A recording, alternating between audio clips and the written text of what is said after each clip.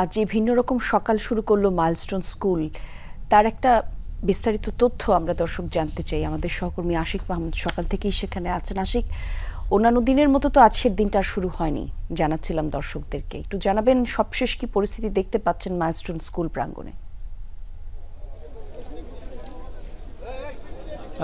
কলি, ঠিক যে ভবনের সামনে বিমানটি আছড়ে পড়েছিল, মাইলস্টোন কলেজের হায়দার আলী ভবন, সেই ভবনের ঠিক সামনেই আমি রয়েছি। একটু যদি দেখাই যে এই মুহূর্তের চিত্র যদি দেখাই, এখানে পুলিশ, বিমান বাহিনী, ফায়ার সার্ভিস এবং অন্যান্য যে সকল সংস্থা, সিআইডি, তারা ঘটনাস্থলে কাজ করছে, অর্থাৎ অনুসন্ধানের কাজ চালাচ্ছেন। এবং এর বাইরেও ধ্বংসস্তূপ থেকে বিমানের যে সর্বশেষ খণ্ডা অংশ, অর্থাৎ বিমানটি যে এখানে আছড়ে পড়ে বিধ্বস্ত হয়েছিল, তারপরেই কিন্তু বিমানের প্রত্যেকটি অংশ খণ্ড বিখণ্ড হয়ে গেছে, অর্থাৎ প্রত্যেকটি অংশ টুকরো টুকরো হয়ে গেছে।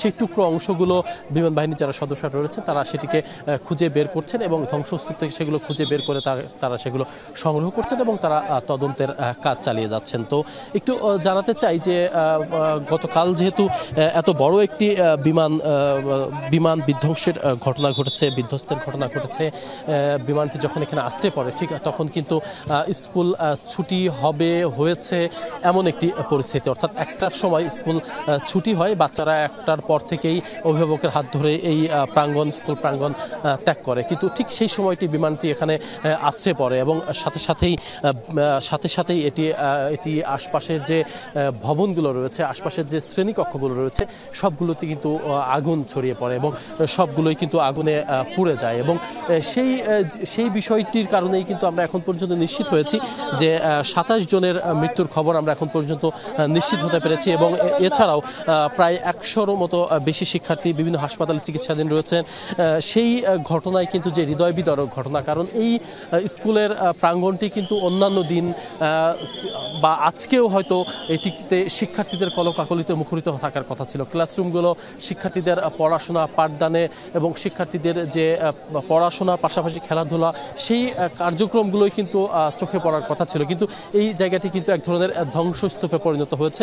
বিমানটি যেখানে আছড়ে পড়েছে ঠিক সেই জায়গাটিতে এখন নিশ্চয়ই দেখতে পাচ্ছেন আপনারা, এই যে অভিভাবক যারা রয়েছে, আশপাশের উৎসুক জনতা যারা রয়েছেন, তারা কিন্তু এই ঘটনাস্থলে ভিড় করেছে। এবং আমরা সকাল থেকে দেখেছি বেশ কয়েকজন অভিভাবক, বেশ কয়েকজন মা, তারা তার সন্তানকে এখনো খুঁজে পাননি, তারা তাদের সন্তানকে মরদেহ খুঁজে পাননি, তারা তার সন্তানকে আহত অবস্থায় হাসপাতালে পাননি। সেই অভিভাবকগুলোও কিন্তু এই ঘটনাস্থলে আসছেন এবং তারাও কিন্তু তাদের স্বজনদেরকে খুঁজে ফিরছেন এবং বাচ্চাদেরকে খুঁজছেন। অনেকেই বুক ফাটা আহাজারি করছেন যে তার স্বজন কোথায়।